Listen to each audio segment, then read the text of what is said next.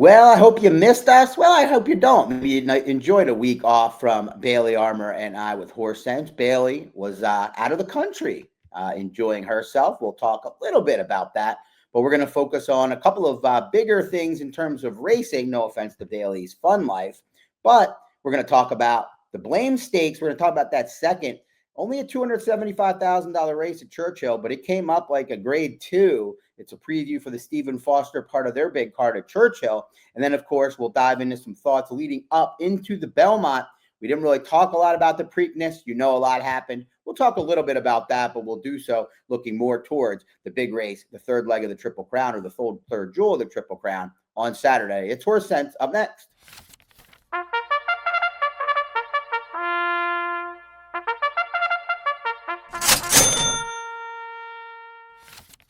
Welcome back to another episode of Horse Sense. As always, I'm Bailey Armour, joined alongside the possibly slightly less recently world-traveled Scott Shapiro. This week, as we pick back up after a hiatus, maybe you missed us, like Scott said, maybe you didn't. I definitely missed sitting down with you, Scott, to talk about racing. So very, very glad to be back here on the pod this week, as the kids call it. I was out last week. I think that's what the boomers call it. Podcast. The boomers call it the pod? I don't know. Anyhow, sorry. I feel like it's kind of a boomer thing, but also maybe like a bro thing to just call it a pod. I literally never struggle with I do it by accident when it's YouTube videos. I don't mean to do it, but I think it fits. So we're good. Yeah. When someone asks about our show, I say it's a podcast on YouTube, but that's kind of, is that a counterintuitive term? Let us know. I think when I think podcast, when I'm trying to explain it to somebody that's never heard of the one, I think more length. It's not 2-3 minutes. It could be short, semi-long or long, usually to me. I know there's kind of 10 to 15 minute ones, like daily ones too, but they're not like 2 to 3 minute videos on YouTube, See, here we're just giving you 20 minutes of our undivided attention, and then you get to go about your day. It's great. You don't have to commit to an hour long thing, but like I said, I was in Barbados last week, going around that beautiful island. If you've never been, highly recommend it. Got to spend some time at the race course down there, the Garrison Savannah, and all of its history, which is super, super cool. I'll see if it'll let me put some pictures in here, if the aspect ratio is right, of the racehorses swimming on the beach down there. Every morning they go down and swim in the sea, right down the street from the Garrison, and you can go watch them, which is probably one of the coolest things with horses I've ever seen. So definitely nice to take a little break post Preakness, but kind of miss out on all the post Preakness discussion, but a good week nonetheless. This weekend coming up, we've got another good weekend. Like Scott mentioned, it is the Stephen Foster preview day at Churchill Downs. With that, we've got a pretty solid promotion from FirstBet and Xpressbet. That's going to be a 3 million first rewards points hit and split on the late pick 4, which I believe begins in race number 8. Yep. Correct me if I'm wrong, Scott. They've got an all stakes pick 6. It's an incredible day of racing. 3 million rewards points. If you hit the late pick 4, everyone that does is going to win their share of those points. Just a reminder, 80,000 rewards points gets you $100 wagering credit. And there's also other on-track experiences, wagering credits, past performances, and even iPads in the pro shop. I don't know why I keep pushing the iPad thing, but I think everyone should look into that. So a lot of cool stuff in there if you hit and play that wager. Plenty of content around that. I know Scott's got some analysis on that on news.first.com. Make sure you check it out. Yep, I got a pick 4 analysis. So I have some stronger opinions, a favorite or two I'm against in there. That will be up on the blog once you hear this. I'm also going to be covering the most of the card, not just those pick 4, which is an all graded stakes sequence, but some of the races before. I'll be doing that on my spaces this week with Ed DeRosa will be my guest. And then next week we'll have obviously the spaces for Belmont amongst all our other content. And I'll have Travis Stone on, who you might think of from Churchill Downs, but Travis is a New Yorker, and many folks know that he called races at Aqueduct and goes way back with New York as well. So a couple of fun ones coming up to kind of celebrate to dive into the big cards and try to make some money, and then we'll try to celebrate. Well, we'll dive into some of this week's action, as we mentioned, with the Belmont Stakes at Churchill, kind of the headliner on that big Stephen Foster Day card as part of that hit it, split it that Bailey referenced and that I wrote about on the blog. But first, we're going to talk about the kind of the headliner for the rest of the spring, if not longer. And that's the third leg, third jewel. I always call it leg. I think people prefer jewel, but I don't know. Third sounds fancier, right? Yeah, third jewel of the Triple Crown, the Belmont. It looks at this point like we're going to have the three big dogs. Obviously, journalism, they're going to do what they did with the Preakness and, let the horse tell them, quote unquote, type deal. But he's there and assume he's going to run unless he says otherwise, basically. And then you've got Beza and, of course, the Derby winner, Sovereignty, coming back.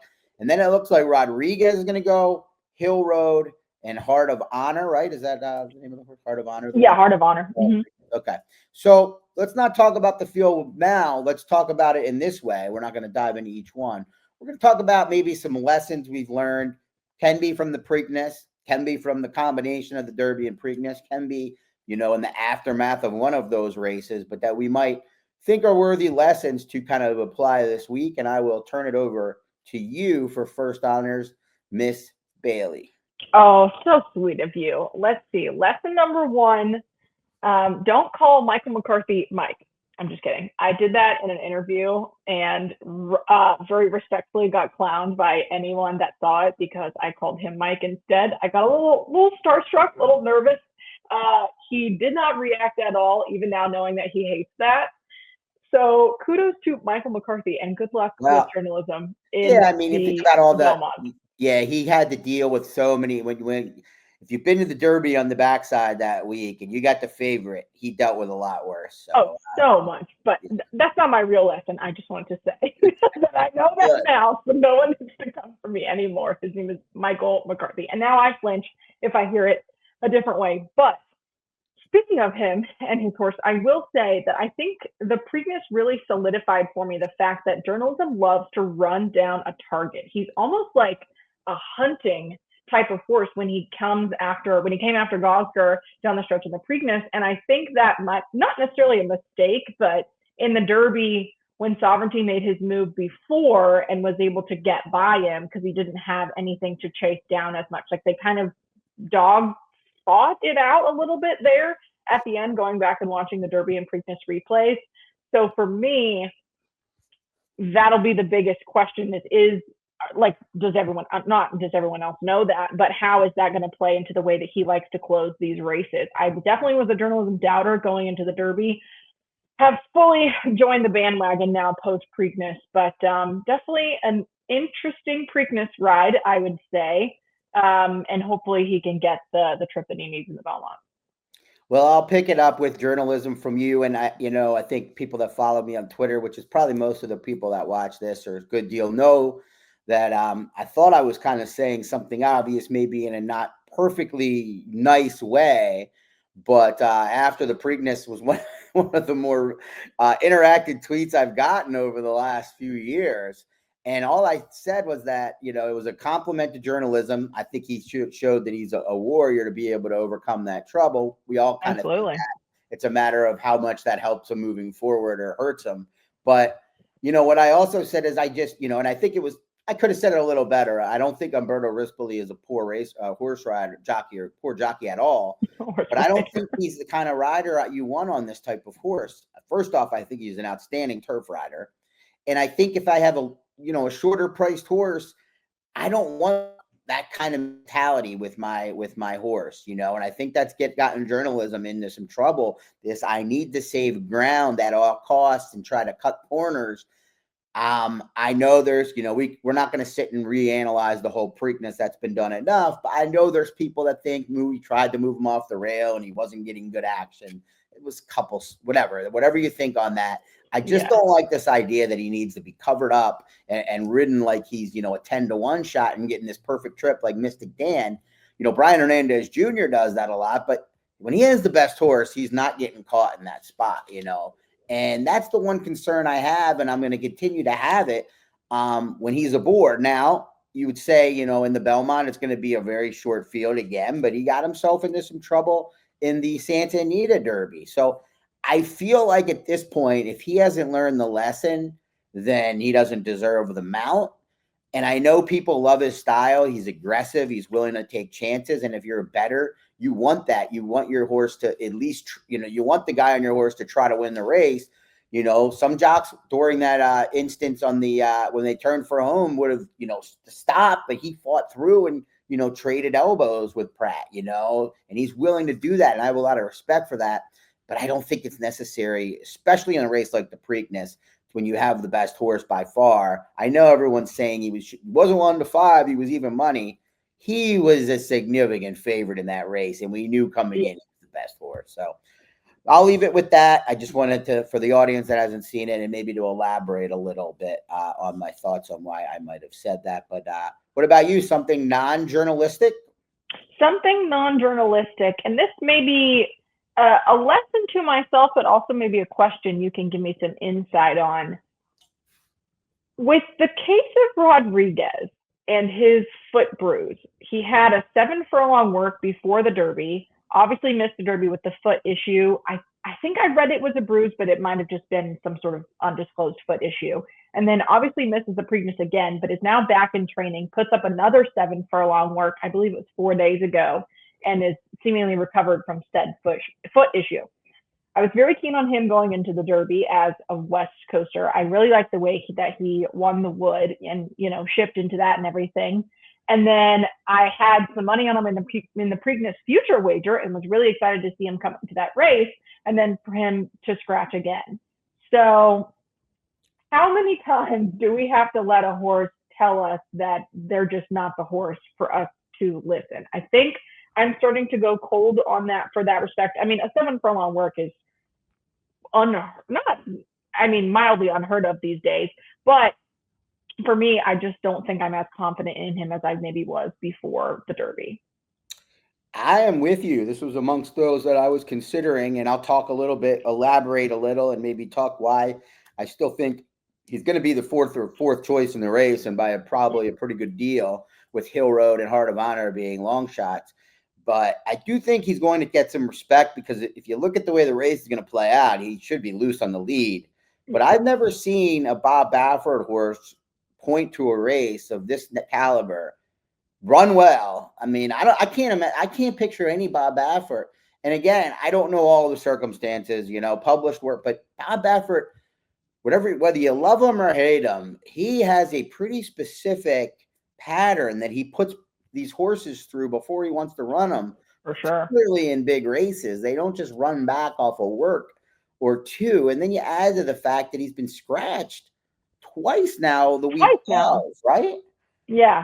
I just think we're talking, if you have the same amount of respect that I do, and I think you, because if you love Sovereignty like you did, and you said you're turned on, you think these are quality colts, and Bays has been right there with them. Absolutely. You have to think, even if he's loose on the lead, to hang around, he's going to have to run his best race ever.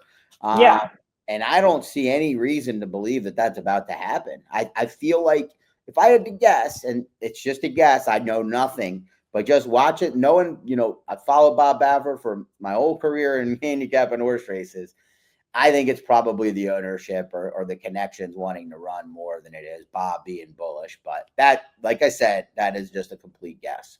So I don't know if that gives you, an answer to your question, or kind of just. I think it does. Yeah.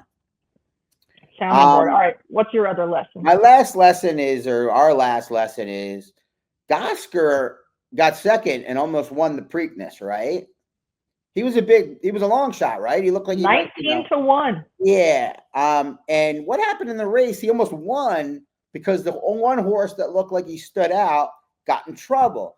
This might be a lesson that you don't have to look like you're going to be 5-2 to run in a Triple Crown race. Mm-hmm. And I kind of first wanted to make the positive. We'll go positive first. The way the journalism's connections have handled this has been what I love to see. And obviously I want to see these horses run, but what I really like is they've showed tremendous competitiveness. I feel like the pride that they've shown is something that we've missed out on a lot. Kenny McPeak has it, that's for sure. So we saw it last year, but we don't really see a lot of pride proving that I have the best 3-year-old. And it feels to me that whether he's better than Sovereignty and Beza and whoever, doesn't matter, but they want to prove that he is, and they don't like to get beat in the Derby. That's why they ran in the Preakness.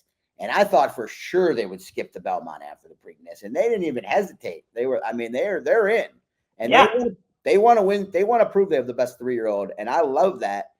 And I wish we saw that and amongst, you know, anyone else at this point. I mean, I'm looking around, you know, why Beza didn't run in the Preakness, you know, we can say, you know, we've talked. We could sit here all day, yeah. You know, but let's talk about, I mean, even a lighter racehorse that was at his best, you know, his 2 best.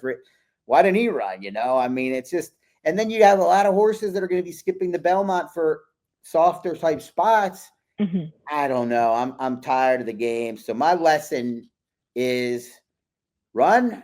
You know, you never know what's going to happen in these races. And Gosker wasn't a zillion to 1 shot. Look, he was an overlay. He got bet down late in some pools. I don't want to act like he was impossible, but I promise if you're the 7th or 8th horse and you're 10 to 1 in this field, you could get 3rd place. And that's worth a lot, you know, in black type from what I understand. But, absolutely. Yeah. So just another level of disappointment. We were disappointed when it happened in the Preakness.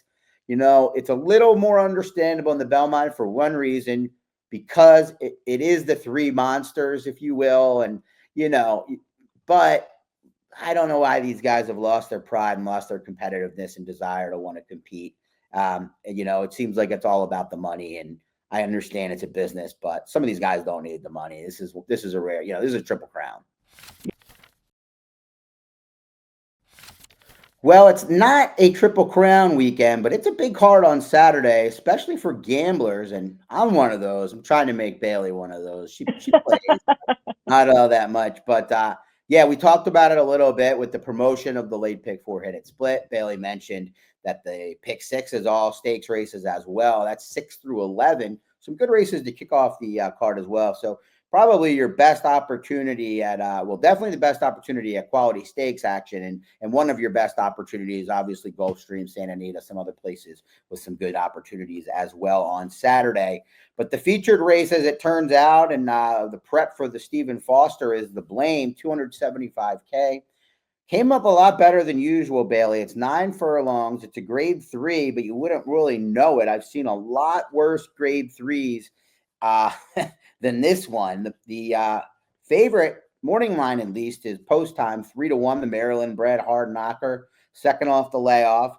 You've got Most Wanted coming out of the Ali Sheba. He ran huge on the lead.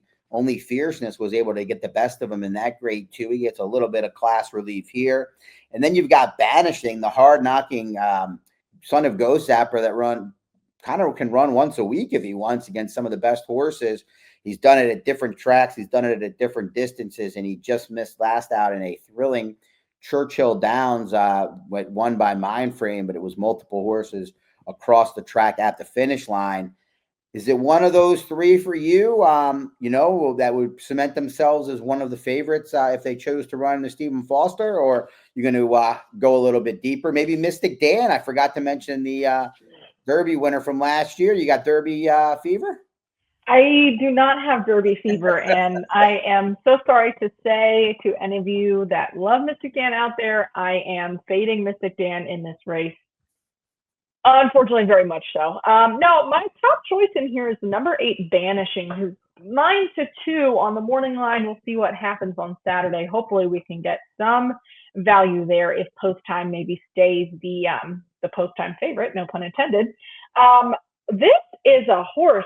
Wow, this is a horse. I mean, if you look at his past, actually, no, he's a gelding. I know, but like a racehorse horse. Okay. I thought when you take their parts, they're not horses anymore. Yeah, I think technically, like, there's still. I know what you mean. He's serious, is what you're saying. He's a serious horse. There we go. He might be a casual gelding, but he's a serious horse. How about that? I mean, just David Jacobson has kept him in peak form, like you said, just barely lost by a neck to Mindframe in that crazy photo finish here on Derby Day that we saw. Gets Pratt back aboard from the Oaklawn Mile and Razorback, probably masterful rides there. Never out of the place money in 9 starts. After going off of the ambulance last summer at Saratoga last August, and then he's just come. I mean, he didn't have like a major layoff then or anything at all. He's come back into form, and it seems like he just can't not be an incredible racehorse. So I'm going to take the best price that they will possibly give me on Vanishing right to the windows, whatever that, if it's 3-1, I'll take 3-1, 9-2, who knows. And then I'm going to try to play Alexander Helios underneath. This is one that we had talked about before with some of the Oaklawn races. I was pretty keen on him going into that episode, which I believe was in February. You can go back and look. I think he's a great value of 5-1 here, and I'm definitely going to play him 6-1. Yes, 6-1. Thank you. So if you get this outside speed battle from the 7, 8, 9 post, and then he can kind of sneak up the 2 path there, I'll take it. And yeah, fading Mystic Dan. I don't really know what's going on with Mystic Dan and him not being able to run against Saudi Crown. I can't quite figure out what his supposed running style is supposed to be, because sometimes they ride him like he's an early horse, sometimes they ride him like he's going to press the pace, and sometimes he's a moderate closer, and it just doesn't really seem to be working. So very respectable Derby win, a fade for me in every start then. What about you? You never asked me to talk you off the horse. I mean, we could just. I don't know that you can. I truly don't know. I mean, you can try, but I don't know that you're going to be able first, to. I'll talk you out about Alexander Helios, who I think, really, I think that his races at Oaklawn, those few races at Oaklawn might have taken the heart out of him. He was completely off of a 2 month layoff. He was completely empty in the Oaklawn. I mean, in a good spot. I'm a little concerned that maybe he peaked this winter. Can be hard down there at Oaklawn. I could be wrong. Maybe he just needed the last race, but I was underwhelmed by it. He has run well at Churchill. Now, Banishing, he is a horse. Well, he's a gelding. He's a gelding. He's my top pick. I'm tired of getting beat by him, but lukewarm top pick. I mean, he galloped out best. The big question with him is pretty obvious. It's getting a mile and an eighth at Churchill, right? I mean, I think we know that he's obviously proven himself. I remember this horse. He had a really good start to his career as a 2-year-old, I think, for Brandon Walsh. And he came back a little late. He was one of the Derby future favorites for a little while. And he came back. I was at the Risen Star card. He ran on an allowance. And everybody's like, this race could be better than the Risen Star, one of those deals. and he was terrible. But he's resurrected his career. I mean, that's a while ago. And David Jacobson, I mean, this horse must feel like he's had a year off. He had 3 races in 5 weeks. Plus he ran. I mean, I just worry about the distance. That's the only negative. I think if you run this race at the 1-turn mile, I love him in post time. Stretching it out to a mile and an eighth. Time for sure. Yeah, but the mile and an eighth stretch out, I think this is, I think this is between Most Wanted and Banishing. I think if Most Wanted gets away with a loose lead or something close to it, I think Most Wanted has proven that he's serious. I know he hasn't won since the Oklahoma Derby last year, but he's got 3 runner-up efforts since then. 1 in the Clark by 3/4 of a length to Rattle and Roll. He probably was best. He dueled that day. And then he came back and ran second off the bench to Skippy in the Challenger. And then he ran the huge second that I mentioned to Fierceness. So I think Most Wanted is the horse to run down in here without a question. And then if I'm looking for a price, I will throw out number 3 Antiquarian, probably up against it on the win end. But I like the progression here. Second off the layoff, the Belmont, he was up against it. No real excuse there, but he won the Peter Pan. Clearly, you prepped down at Gulfstream for Todd Pletcher. This horse beats Shaq Diesel at Shaq Diesel's distance. Shaq Diesel came back to win the big drama last weekend at Gulfstream, a stake down there. So I think Antiquarian might be able to sit back, save ground, and pick up some pieces. And he's 15-1. So that's where I'm going to try to find value in this race. The blame, where I still blame you for not telling me who to talk you off. Like I said, I don't think you can. We're both on Vanishing. What have we got to lose? As always, thank you so much for watching another episode of Horse Sense, as we covered a little bit of a Blaine Stakes preview at Churchill for you, and then some lessons and recaps from some of the Triple Crown races so far. Make sure you check out the promotion on Stephen Foster Preview Day this Saturday. That's a $3 million first rewards points hit and split. Plenty of stuff you can get with those rewards points. So definitely make sure you check that out, as well as Scott's analysis for that pick four sequence on news.first.com. Let us know in the comments what you thought about the Triple Crown progress so far. And then if you've got a horse for us in the Blame or any of those major 6 stakes races at Churchill on Saturdays, we'll definitely take them. We'll see you next time, and good luck.